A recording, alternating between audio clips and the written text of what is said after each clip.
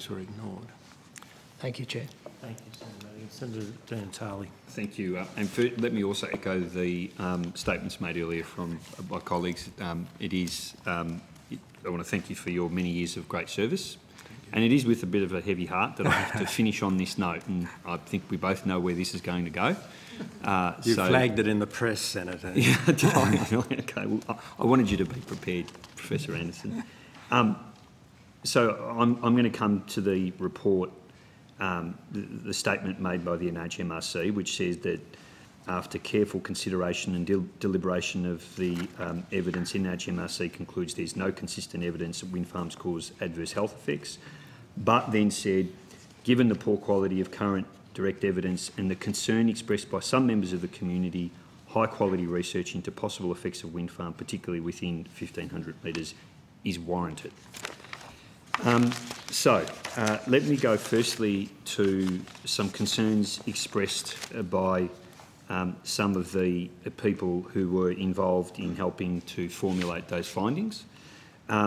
Did the NHMRC receive correspondence from either the New South Wales Director of Health Protection, Jeremy McNulty, Wayne Smith, Director of Environmental Health Branch, or from Rosemary Lester, the Chief Health Officer of Victoria? And can you tell me what the content of those emails were?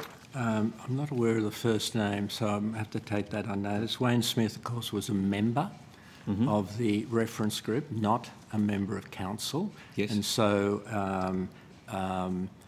the reference group delivered a signed-off version to the NHMRC, which is our information paper that was released at the time. So I'm assuming that I think it's Professor Smith was agreed to that document. Now, I'm aware that since then he had some disagreement with the wording, but it's not the reference group that agrees to the wording. It's the council of the NHMRC. In fact, it's the CEO of the NHMRC on the advice of the council. So, been around academics a long time. Hardly any of them ever agree about anything. Respect different views that people might have had, but we did get formal advice agreed in the information paper from a committee that included Dr. Smith. When we went, so that's that. When we went to the council for their final input into the position paper, as you would be aware, the chief medical officers of all the states and territories in the Commonwealth are members of council. So in the usual way, when members of council were sent, when those people are sent something to discuss, they often discuss it inside their department. Now, I don't know those conversations went in, but of course the Department of Health have a different view to us because they might be involved in state regulations. We're not involved in that at all. We just try and make comments on the basis of the evidence and the conversation that occurs at council. And there certainly was some comments back from a couple of the chief medical officers when we were finalising this, including Dr. Lester, but at the end of the day, Dr. Lester and the other CMO signed off and agreed with the statement. What was the basis of their concerns? You better ask them, but it was my understanding of it is that for some reason they disagreed with us mentioning that there was community concern. Now, I don't understand that. You're about to have a third Senate committee on wind farms. I would have thought that the Senate wouldn't go to 3 committees unless the Senate recognised this community concern around it. So I've been terribly aware, because we've been involved in all 3 of these Senate committees and of the many comments that have been made about this area. So I don't resile at all from the position that when you're a body that advises in public health, that you base it on science primarily, and what the expert committee said, the science is not good. There's not much of it, and it's all poor quality. So if you get that as a scientific body, I mean, what are you going to do, dismiss it? And the second thing, is the community concerned, particularly as exemplified by the Senate? Well, the Senate itself. Okay, let's. There are so many things that I would like to go to there, but we'll go to a couple of them. Let's go. I mean, the basis of their concern, as far as I understand it, was that any recommendation from you to suggest that there may be a link has the potential to cause harm. Yes, and do you accept that? I think there's harm both ways, Senator. But no, specifically about a recommendation to suggest there may be a link when there's no evidence to suggest there is one, that such a recommendation has the potential to cause harm. I'm sorry, I don't agree with your comment. There's no evidence there is a link.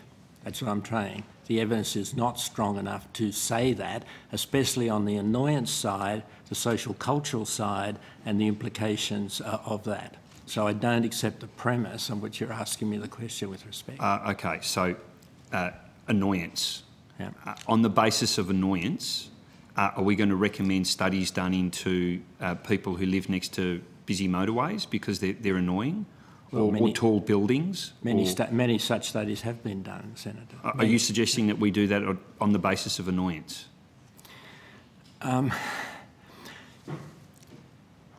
We're going to call for research. If people feel, if the research community, which I guess is where you're coming from, feel that this is not worth studying, then we won't get applications that are worth doing. Now, you're offering them money to do research. It's in a pretty fiscally constrained environment. Well, Senator, we're also going to peer review it at our usual high quality, and we're not going to spend that money, let me tell you, unless there's high quality research. Right. But can I come back? You know, put yourself, sorry, I shouldn't say that. If you were in my place... I know exactly what I'd do if I was in your place, Professor Anderson, and it wouldn't have been to make those recommendations. It would have been consistent with the advice from Rosemary Lester and the other Chief Health Officers. So it wasn't the other Chief Health Officers, with respect again. Oh, with one of the Chief Health Officers. There are two that expressed some concern, then eventually agreed with the statement. I've got the email, and the email was very clear about their concerns. If you like, we can share with you the final comments by both those Chief Medical Officers. How much are we talking about in terms of the amount that's going to come from the NHMRC budget? Is it the $500,000? What we're planning to call, and we'll hope to release it soon, we're just going through the last bureaucratic processes. And just may I interpolate that you're talking about the statement. The Council signed off 100% on the targeted call for research, and that happened before. Oh, so surprise, surprise. Well, the Council's not going to get any. The Council members are not going to get any benefit out of that. But yeah, so it is. The call will be up to $2.5 million over 5 years. 2.5 over 5 years. Is that additional money? Is that new money? No, that's part of from the existing money. That's part of the medical research endowment account. So that's money that would have gone to cancer research or diabetes research or ischemic heart disease research or research for eye disease or a research fellowship or a partnership project. But Senator, that will be $5 million over 5 years when our total expenditure... Sorry, $2.5 million? Sorry, 2.5. Yeah, okay. Sorry, 500. 2.5. While, according to our forward estimates, we'll spend about $4.25 billion on cancer and diabetes. Yeah, but it's still $2.5 million not going into any of those areas and being diverted into an area that is highly questionable. Yes, it's out a small group that we keep for targeted calls for research, which are driven by the Council and the principal committees of the NHMRC. Yeah, I suppose getting to this...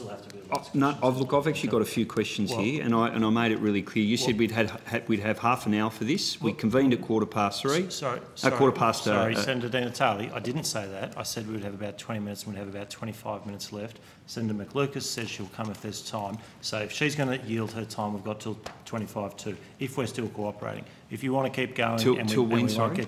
Till 25:02. We were initially going to go till 30:30. But we're going to... I've been waiting all day for Senator Di Natale, you've had no shortage of opportunities to ask questions. I've given you... I said I would split the time roughly evenly. You've had more time than Senator Madigan had. So I'm not sure what part of that isn't fair. I've got my sports people waiting to... Yep, that's great. And they've been waiting well. And there's $2.5 million going towards questionable research. Well. So What's the macro policy will be the last environment that question. dictated this decision? What is the macro policy environment that Samantha Robertson, who's the Executive Director of Evidence, Advice and Governance, who said that when making this decision that they took into consideration, and I quote, the macro policy environment? I don't think I should be held responsible for what my some of my staff said, but it's what I said previously, Senator. We've spent a lot of time at the NHMRC working with Senate Select Committees over that period of time.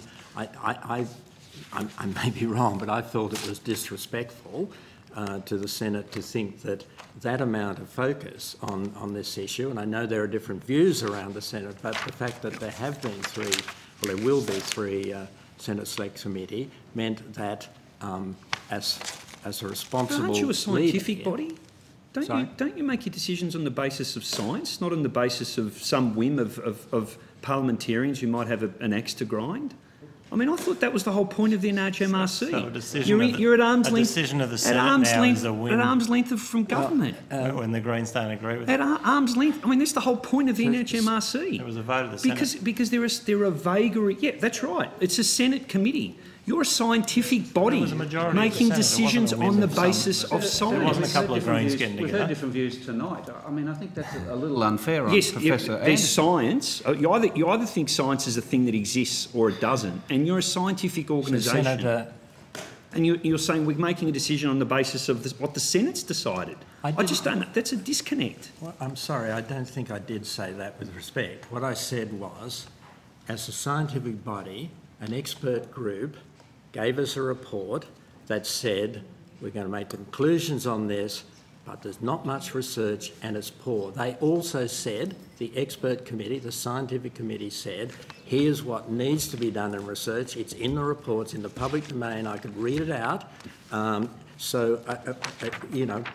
Think about the situation where an expert group you've set up gives you a report and says, really, the evidence here really needs a lot more work, and here is the research that needs to be done. So that's Based the main on the macro thing. policy environment.